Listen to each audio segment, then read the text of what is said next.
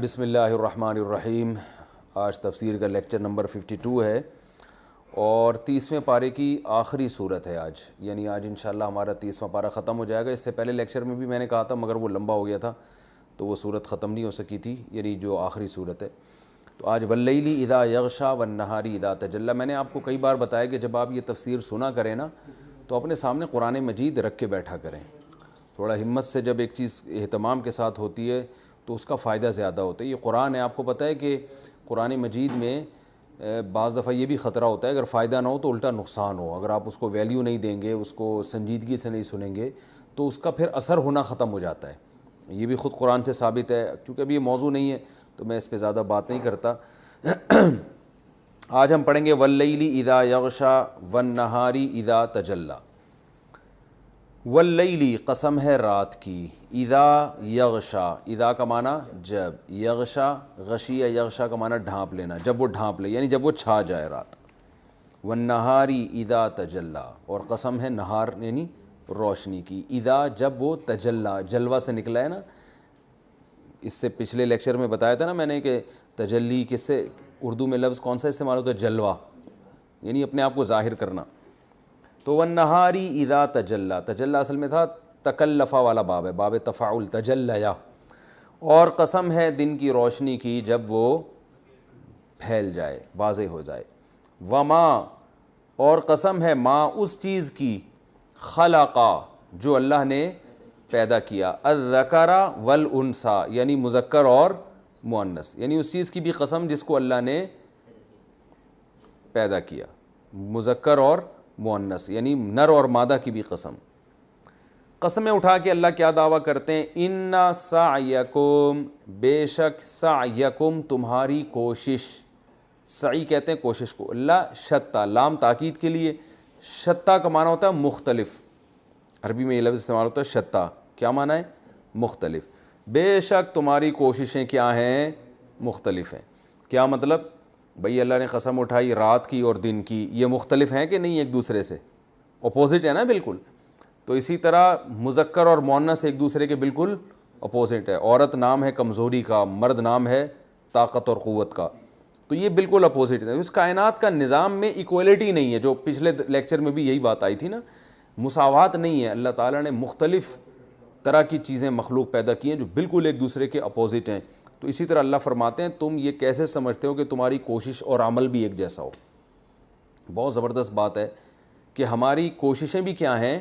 Different ہیں، وہ بھی ایک دوسرے سے کیا ہیں؟ مختلف ہیں۔ وہ کیسے مختلف ہیں؟ آگے اس کا ذکر ہے کہ کچھ لوگ ایسے ہیں جو عمل کرتے ہیں جو عمل اچھا کہلاتا ہے، اور کچھ ایسے ہیں کہ جب وہ عمل کرتے ہیں تو وہ برا کہلاتا ہے۔ تو انسان بھی سارے برابر نہیں ہیں، بلکہ کچھ اچھے ہیں اور کچھ برے ہیں۔ جو آخرت کے منکر ہیں گویا بزبان حال وہ یہ دعویٰ کرتے ہیں کہ مرنے کے بعد سب ختم، تو نہ کوئی اچھا نہ کوئی برا۔ تو اللہ فرماتے ہیں ایسا کیسا؟ اس کائنات کے بیس اس پر ہے ہی نہیں۔ کائنات کا نظام کی جو بیس ہے وہ اسی پر ہے کہ اس کائنات میں دن ہوگا رات ہوگی، ٹھیک ہے نا؟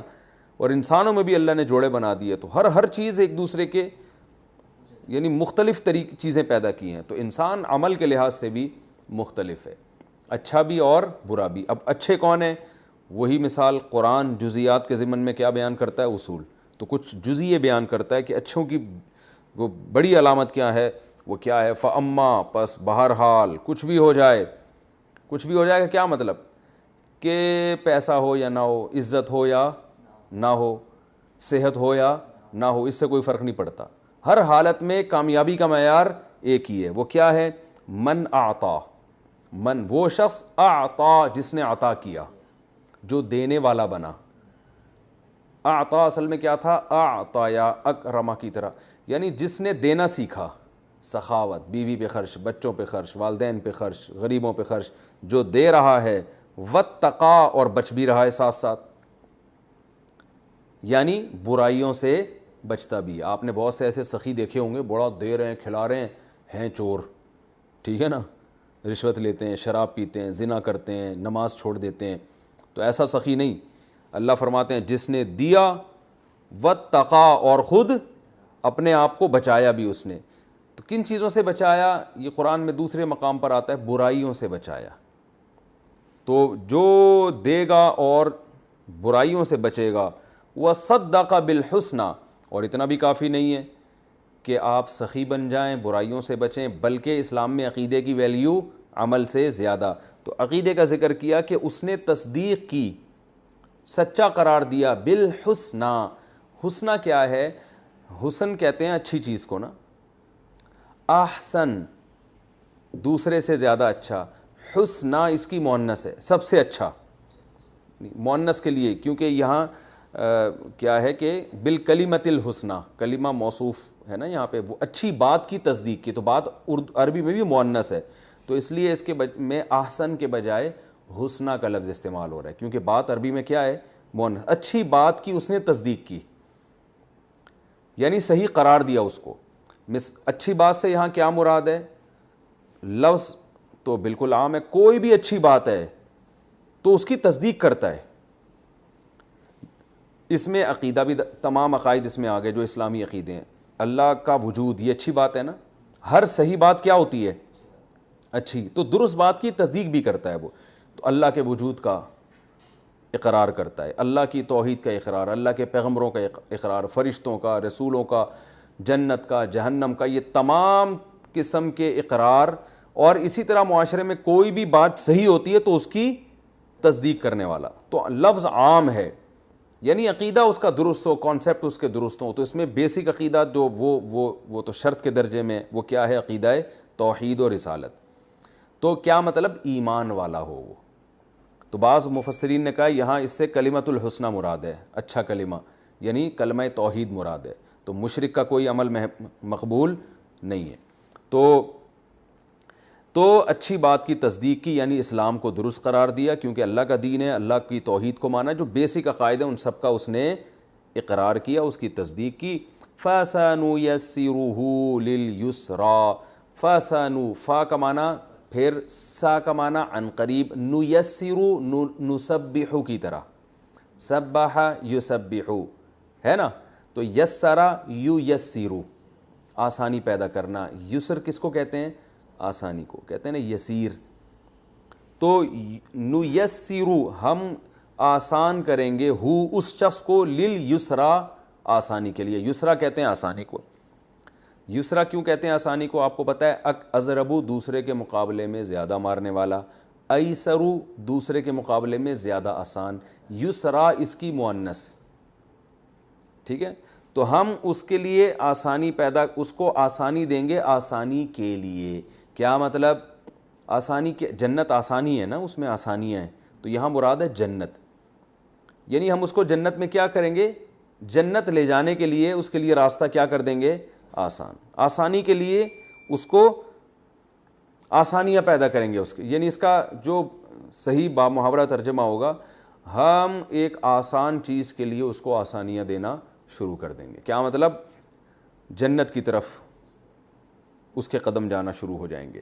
وَأَمَّا، اور بہرحال کچھ بھی ہو جائے، مَن بخیلا، وہ شخص جس نے بخل کیا، کنجوسی. اس سے پتہ چلتا ہے بھائی اسلام میں سخاوت کتنی بڑی نیکی، اور بخل جس کو آج کل کمال سمجھا جاتا ہے، یہ کتنی بڑی نحوست ہے. اللہ نے جنت اور جہنم کی جو علامات بیان کی ہیں اور جو معیار بیان کی ہیں، وہ شروع یہاں سے ہو رہے ہیں. جو دے گا وہ اچھا، اور جو کنجوسی کرے گا وہ کیا ہے؟ برا. تو پیسوں پہ سانپ بن کے بیٹھ جانا، اور یہ بس میرا پیسہ، میری دولت، میری انویسٹمنٹ، میری جو ہے وہ بچت اور میرا اکاؤنٹ، یہ سب چیزیں مسلمان پہ زیب نہیں کرتی. تو اللہ نے فرمایا جس نے بخل کیا، کنجوسی سے کام لیا، اپنے مال کو صرف اپنا سمجھ کے خود ہی پھوڑتا رہا بیٹھ کے، واستغنا، اور مستغنی ہو گیا. کس سے؟ اللہ سے. کیونکہ جو بخیل ہوتا ہے نا، وہ مستغنی سمجھتا ہے اپنے آپ کو. کس سے؟ اللہ سے. وہ سمجھتا ہے مجھے اللہ کی ضرورت نہیں ہے بالکل بھی، کیونکہ میرا پیسہ ہے تو سارے میرے کام میرا پیسہ ہی بنا دے گا. تو اللہ کی اس کو ضرورت محسوس نہیں ہوتی، اس لیے وہ برائیاں بھی کرتا ہے، کنجوسی بھی کرتا ہے، کسی کا خیال نہیں کرتا، نہ رشتہ داروں کا، نہ گھر کا، نہ گھر میں خرچ کرے گا، بس کھانے پینے پہ لگا رہتا ہے، اپنا پیسہ اسٹاک کرنے میں لگا رہتا ہے. تو اللہ فرماتے ہیں اس نے، وہ مستغنی سمجھتا ہے نا اپنے آپ کو اللہ سے. دیکھو جو اپنے آپ کو اللہ کا محتاج سمجھتا ہے، اسے پتہ ہے پیسے سے نہیں ہوتا، ہوتا کس سے؟ اللہ سے. تو اگر میں بخل کروں گا، کنجوسی کروں گا، تو اللہ تو مجھے ویسے بھی ہلاک کر سکتا ہے. پیسہ چھین سکتا ہے تو اللہ کی راہ میں کیا کرے گا؟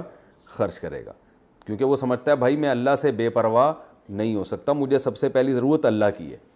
تو اللہ نے فرمایا وَأَمَّا مَن بَخِلَ وَاسْتَغْنَىٰ وَكَذَّبَ بِالْحُسْنَىٰ، اور اس نے جھٹلایا اچھے کلمے کو۔ وہ اچھا کلمہ کیا ہے؟ یعنی اللہ کے وجود کو جھٹلایا۔ یہ اللہ کے وجود کو تو نہیں جھٹلایا، اللہ کی توحید کو جھٹلا دیا۔ یہ اللہ کی توحید کو تو نہیں جھٹلایا، پیغمبر کا انکار کر دیا، یا پیغمبر کا انکار تو نہیں کیا لیکن آخرت کا انکار کر دیا۔ تو کیونکہ قرآن جب بروں کو بیان کرتا ہے تو کامل درجے کے بروں کو، جو عقیدے کے لحاظ سے بھی برے ہوں اور عمل کے لحاظ سے بھی۔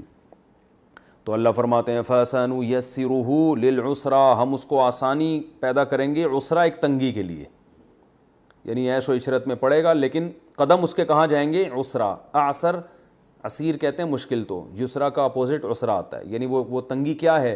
جہنم۔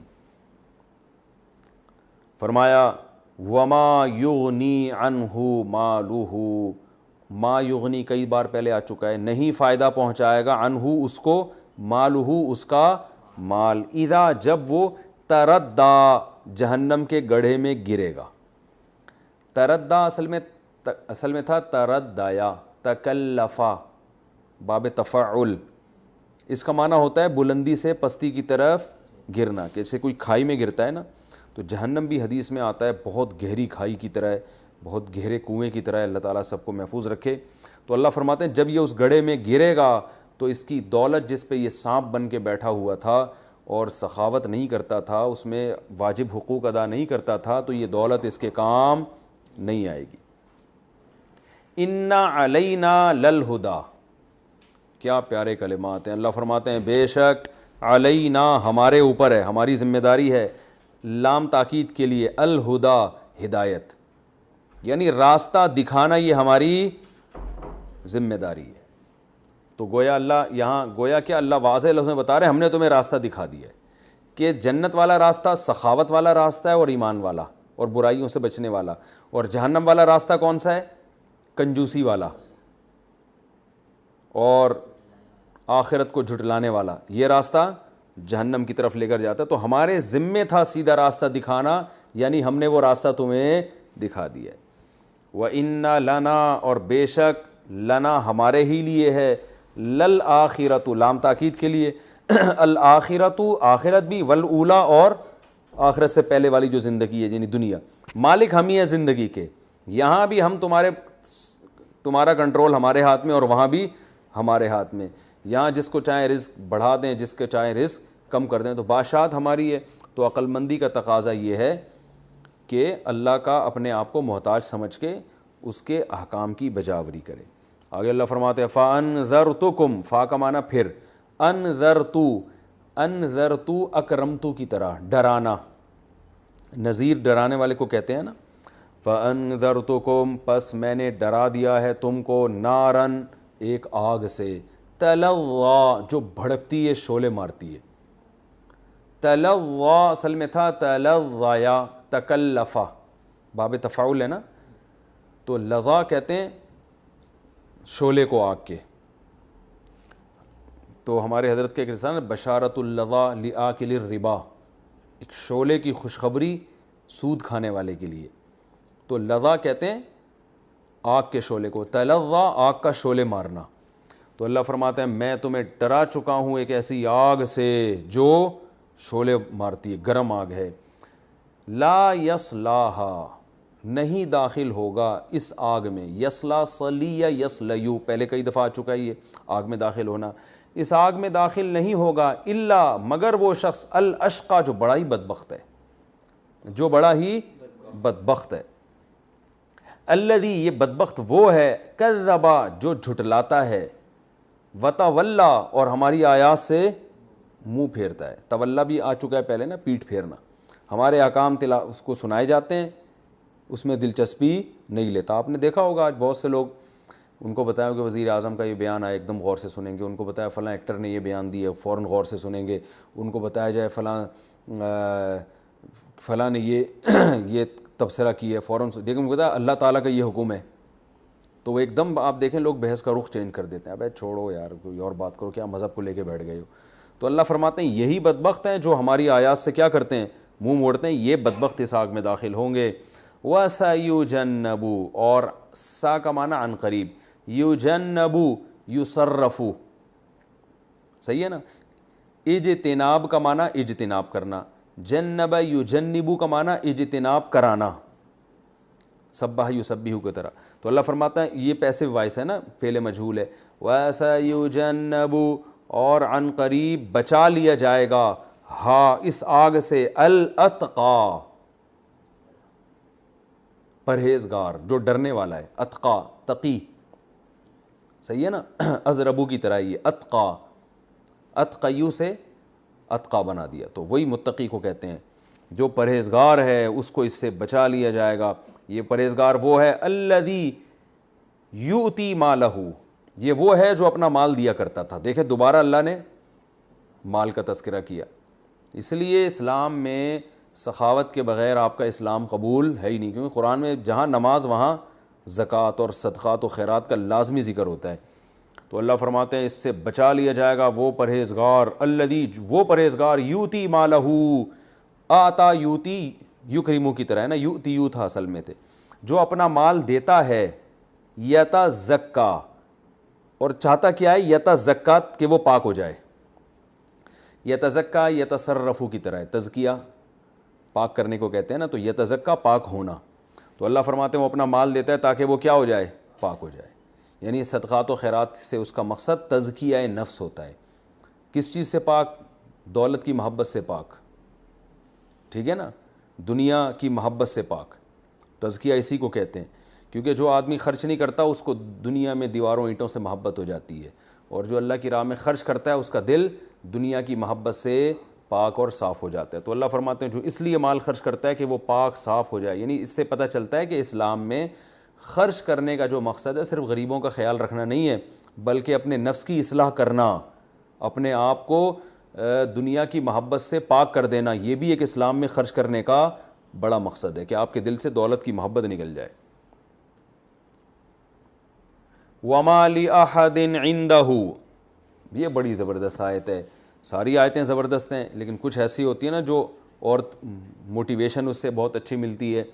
فرمایا کہ یہ جو متقی ہے جس کو ہم کہہ رہے ہیں کہ یہ خرچ کرتا ہے تاکہ اس کا تزکیہ ہو جائے, تو یہ وہ ہے کہ ما لی احدن, ما کا معنی نہیں, لی احدن کسی ایک کے لیے بھی, عندہ اس شخص کے پاس, اس خرچ کرنے والے کے پاس, من نعمتن کوئی بھی نعمت نہیں ہے, تجزا, تجزا پیسو وائس ہے, تزربو کی طرح. دیکھو یزربو, یزربانی, یزربونا, تزربو, یہ والا تجزیو, بدلہ دیا جائے.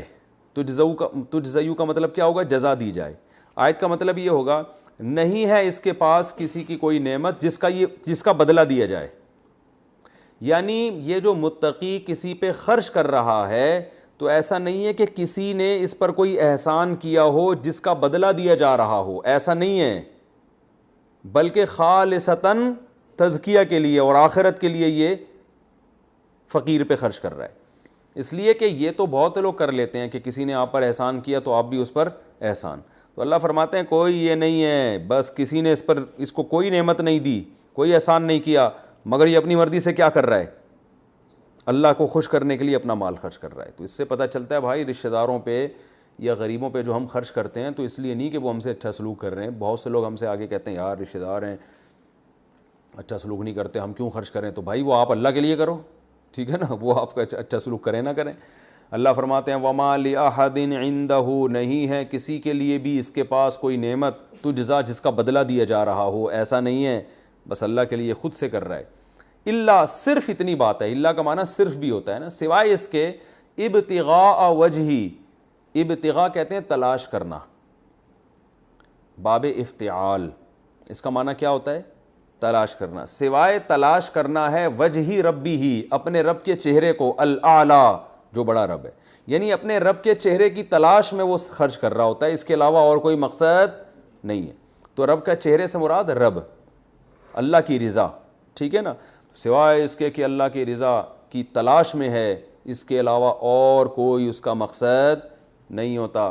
آگے بڑی پیاری اللہ نے خوشخبری سنائی, فرمایا والا, اور لا کا معنی ضرور, تاکید کے لیے نا. سوف کا معنی عن قریب, یرضا یرضیو, عن قریب یرضا یہ راضی ہو جائے گا. جو اس نیت سے خرچ کر رہا ہے کہ اس پر کسی نے احسان بھی نہیں کیا کہ بدلہ چکا رہا ہو اس کا, اور مقصد صرف اللہ کو راضی کرنا, تو اللہ فرماتے ہیں یہ جو کر رہا ہے نا وَلَا سَوْفَ يَرْضَىٰ عن قریب, یہ کیا ہو جائے گا, خوش. کیسے انداز ہے اللہ رب العزت کا. یہ بالکل ایسا ہی ہے جیسے کوئی بادشاہ کے پاس یا کسی بڑے سیٹھ کے پاس کوئی بندہ آئے اور کہے سیٹھ صاحب مجھے جناب اتنے پیسے چاہیے, یہ کرنا ہے وہ کرنا ہے, دکان بنانی ہے, کاروبار چلانا ہے. سیٹھ صاحب ایک تو یہ ہوتا ہے چیک بنا کے دے دیں یار یہ لے جا, ایک ہوتا ہے بھائی آرام سے بیٹھ جا ہو جائے گا بس, ٹھیک ہے نا. یہ جو انداز ہوتا ہے نا یہ بڑے لوگوں کا انداز ہوتا ہے. اس کا مطلب ہے کہ بھائی یہ تو چھوڑ دے یہ چھوٹی موٹی باتیں ہیں کہ یہ کرنا ہے وہ کرنا ہے, تیرے سارے کام تو خوش ہو جائے گا, ٹھیک ہے, بیٹھ جا بس آرام سے, بھی چائے پی, بوتل پی, تیرے لیے میں نے سموسے منگوائے ہیں, پکوڑے منگوائے ہیں, آرام سے بیٹھ کے کھا. اب یہ بھول جا, وہ فکر میں ہے کہ پتہ نہیں میرے ساتھ ہونے والا کیا ہے. تو یہ جواب میں کیا کہتا ہے, یرضا, بس تو خوش ہو جائے گا. تو اللہ فرماتے ہیں یہ جو مجھے خوش کرنے کے لیے مال خرچ کر رہا ہے وَلَا سَوْفَ يَرْضَىٰ عن قریب, یعنی فوراً نہیں ہوگا یہ کام, فوراً نہیں ہوگا. سوف کا معنی عن قریب, مرنے کے بعد. سوف اور دنیا میں بھی بعض دفعہ ہو جاتا ہے, اللہ اتنا دے دیتے ہیں اس کو کہ ریٹرن کر دیتے ہیں. وَلَا سَوْفَ يَرْضَىٰ عن قریب, یہ خوش ہو جائے گا.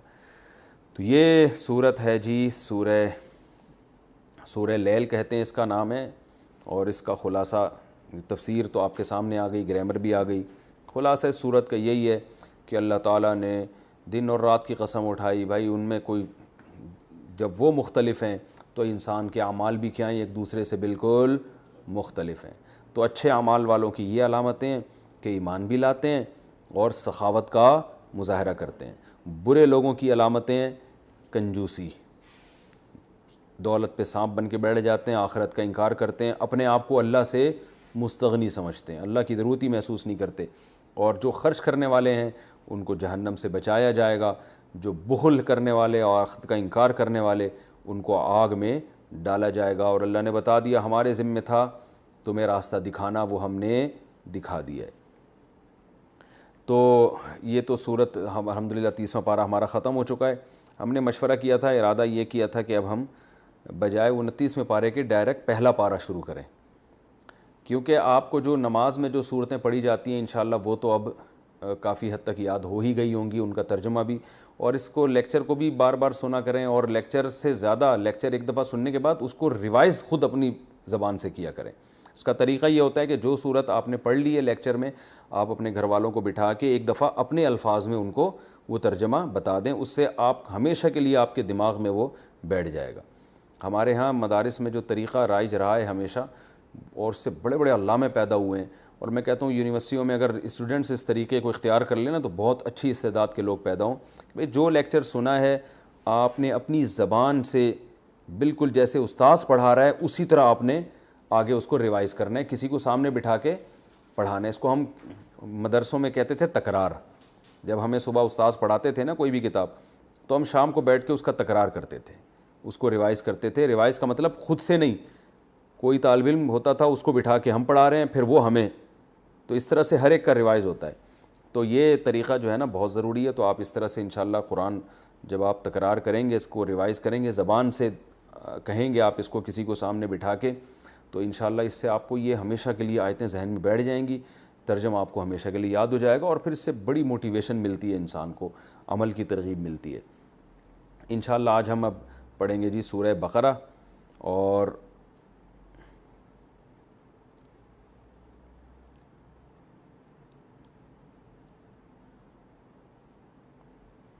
ہم نے سورہ فاتحہ تو الحمدللہ کمپلیٹ کر لی تھی. آج ہم پڑھیں گے جو سورہ بقرہ شروع کریں گے. سورہ بقرہ اور سورہ آل عمران, سورہ مائدہ, اس میں احکام بہت ہیں.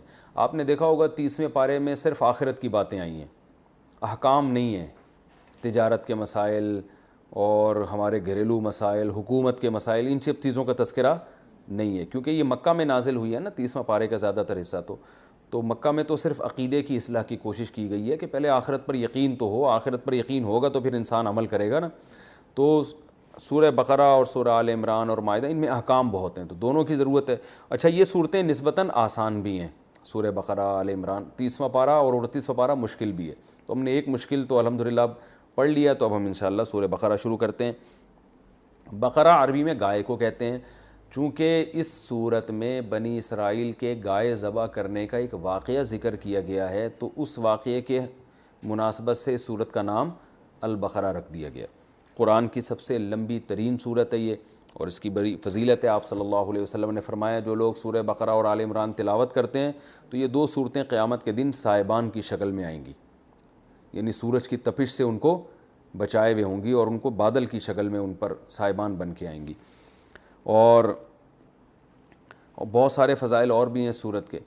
تو الف لام میم ذالک الکتاب لا ریب فیہ ھدی للمتقین، الف لام میم یہ حروف مقطعات کہلاتے ہیں، اور اس پر میں پہلے بات کر چکا ہوں، الف لام میم پر، حروف مقطعات۔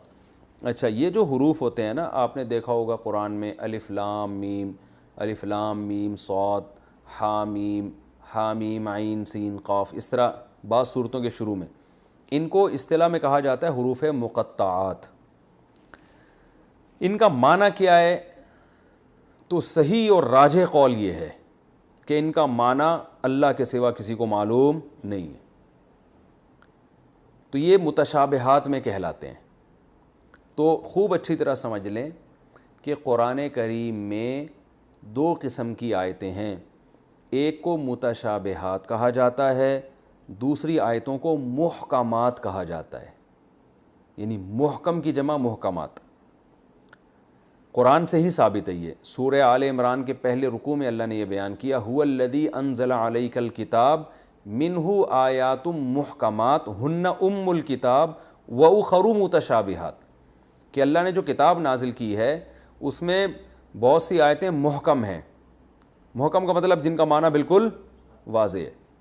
تو اللہ فرماتے ہیں کہ یہ کتاب کا اصل ہے، اصل کا مطلب ان کی بیس پہ آگے متشابہات کی تفسیر بیان کی جائے گی، یہ اصل ہے۔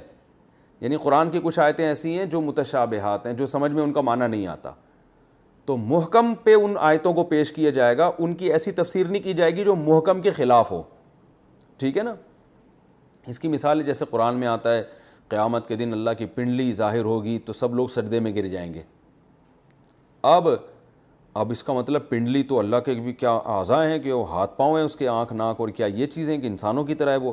تو قرآن میں یہ آیت ہے متشابہ۔ محکم کیا ہے؟ قرآن میں آتا ہے لیس کمثلہ شیء، اللہ کی طرح کوئی بھی نہیں ہے۔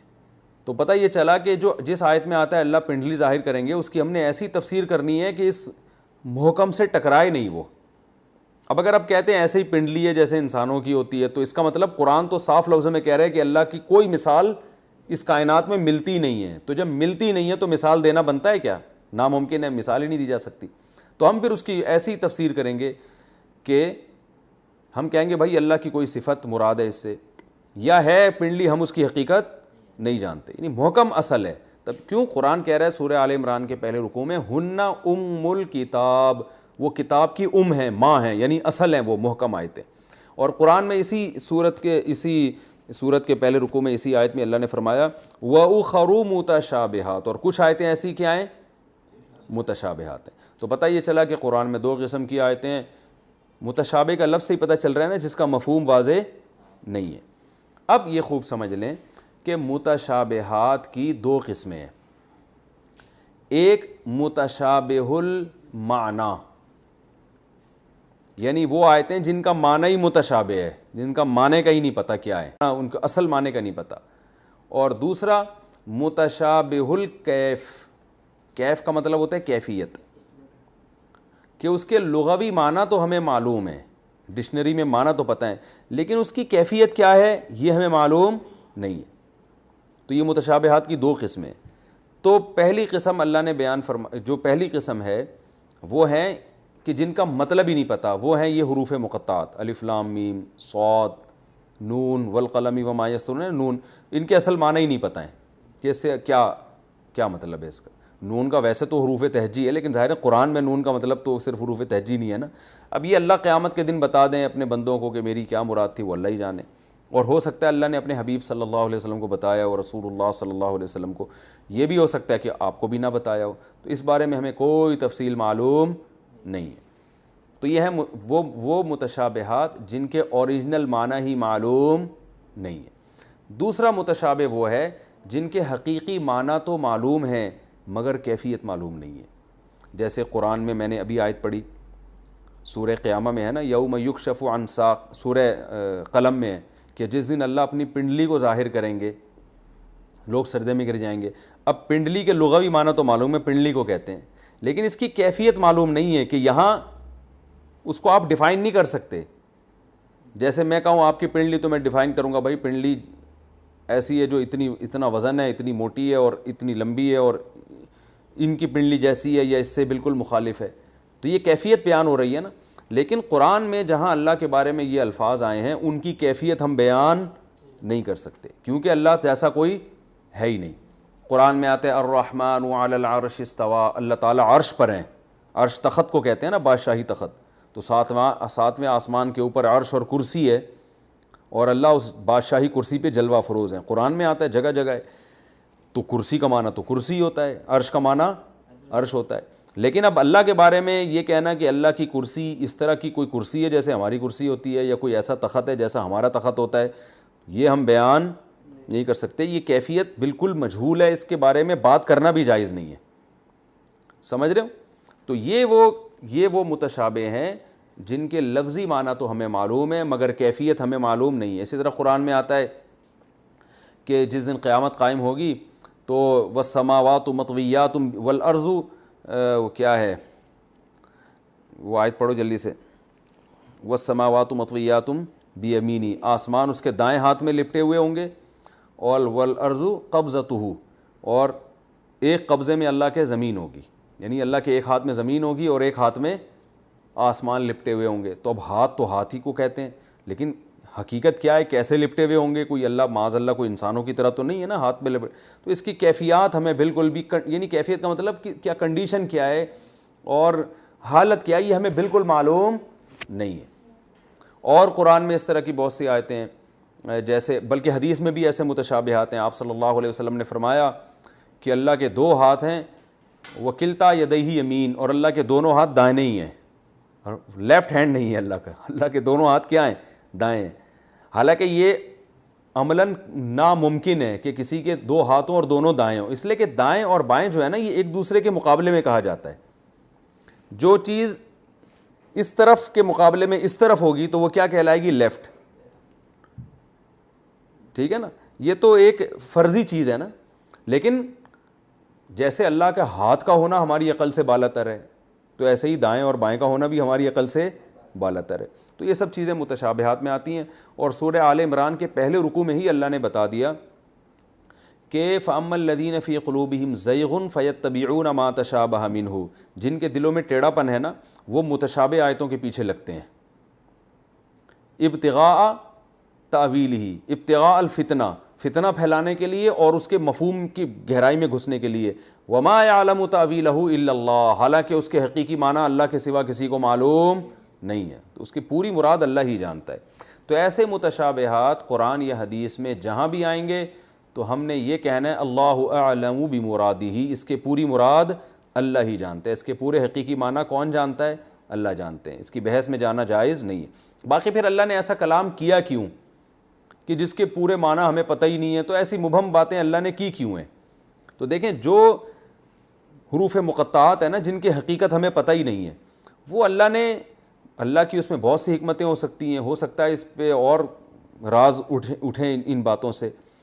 تو ایک بڑی وجہ یہ بھی علماء نے بیان کی ہے کہ اللہ یہ بتاتے ہیں کہ تمہارا علم ناقص ہے۔ ظاہر ہے اللہ کے کلام میں الف لام میم کا لفظ آیا، کوئی مفہوم تو ہوگا یقیناً، لغو لفظ تو آ نہیں سکتا، تو اللہ یہ بتانا چاہتے ہیں کہ جو میں تمہیں بتا دوں وہ تو تمہیں معلوم ہے، جو نہیں بتاتا وہ تمہیں معلوم نہیں ہے، تو تم یہ نہ سمجھا کرو ہمیں سب کچھ پتہ ہے۔ اور جو متشابہ المعنی ہے نا، یعنی متشابہ الکیف ہیں، وہ آیتیں جن کی کیفیت ہمیں معلوم نہیں ہے، ان کے بارے میں اللہ ہمیں بتانا چاہتے ہیں وہ آزمائش ہے ہماری، کہ تم جس طرح سے اللہ نے تم سے کلام کیا اور جو اس کی سرسری مفہوم تمہارے دماغ میں آ رہا ہے, اسی پر اکتفا کرتے ہو یا بلا وجہ گہرائی میں گھس کے فتنہ تلاش کرتے ہو؟ کیونکہ بعض دفعہ کسی علم سے روک دینا اس میں بھی آزمائش ہے.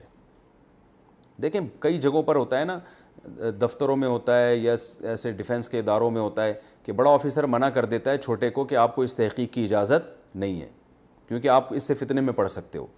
اب چھوٹا پھر بھی تحقیق کرے گا تو سزا ملتی ہے نا اس کو کہ بھئی آپ کیوں تحقیق کر رہے ہو, یہ آپ کا کام نہیں ہے. تو قرآن چونکہ آزمائش کے لیے نازل ہوا تو اس میں ایک آزمائش یہ بھی ہے کہ اہل علم کی خواہش ہوتی ہے علم حاصل کرنا, تو ان کو علم سے روک دینا بھی ایک آزمائش ہے. تو اللہ نے بعض جگہوں پہ تو حکم دیا کہ علم حاصل کرو, بعض جگہوں پہ علم حاصل کرنے سے روک دیا.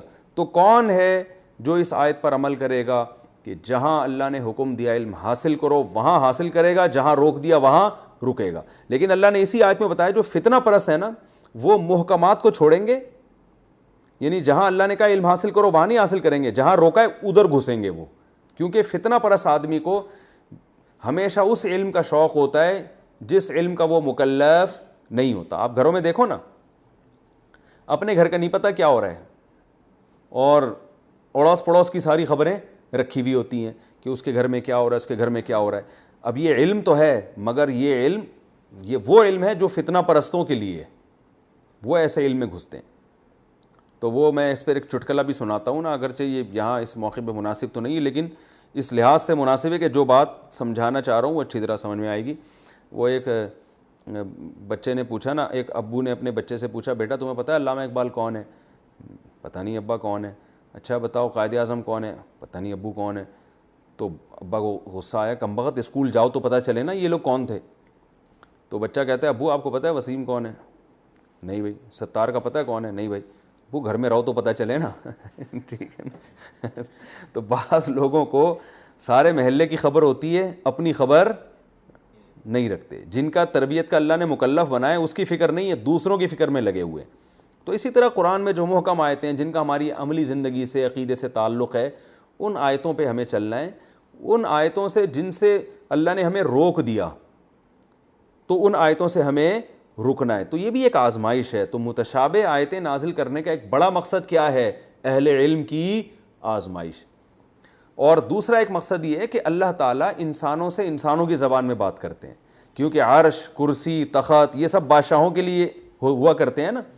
تو اللہ اپنے لیے وہی چیزیں الفاظ میں وہی چیزیں استعمال کر رہے ہیں جو ہماری سمجھ میں آسانی سے آ جائیں, جو ہماری سمجھ میں آسانی سے آ جائیں. اب دیکھیں ہم نے جو ابھی سورت پڑھی اس میں آتا ہے نا الا ابتغاء وجہ ربہ الاعلیٰ, اپنے رب کے چہرے کی تلاش میں جو خرچ کرتا ہے. تو دنیا میں ہوتا کیا ہے, جو کسی محبوب کو تلاش کرنے لگتا ہے اس کے چہرے کی تلاش میں ہوتا ہے نا, اس کا چہرہ دیکھنا چاہتا ہے.